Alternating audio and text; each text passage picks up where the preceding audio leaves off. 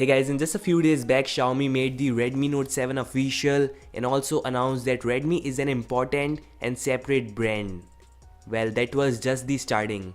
Now Redmi is all set to announce another new smartphone, and that's the Redmi 10. Or they can also call it the Redmi X. We have new information on the design and specifications.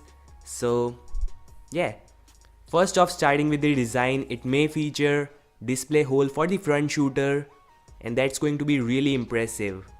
Or it may also feature a drop notch just like the Note 7. I would really prefer camera hole over the drop notch. Yes, let me know your thoughts in the below comment section about this.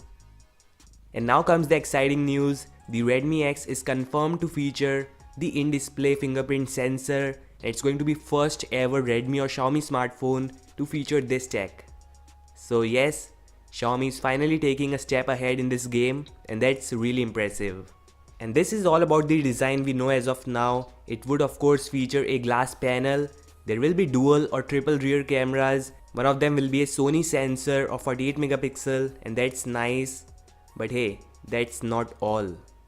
Xiaomi will be using Snapdragon 710 SoC just like the Nokia X7. Yeah, that's all we know right now. The Xiaomi Redmi X, or you can say Redmi X, and I think this is going to be an amazing smartphone considering the pricing of Redmi phones. If you ask me, Xiaomi may price it around $300 and that makes it 18,000 Indian rupees. So I'm really excited for this device, and the official launch is happening 15th Feb 2019.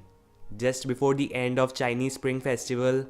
So this is the Redmi 10 coming soon with in-display fingerprint sensor, Snapdragon 710, camera hole, and an amazing design. So let me know your thoughts in the below comment section. Don't forget to like, subscribe.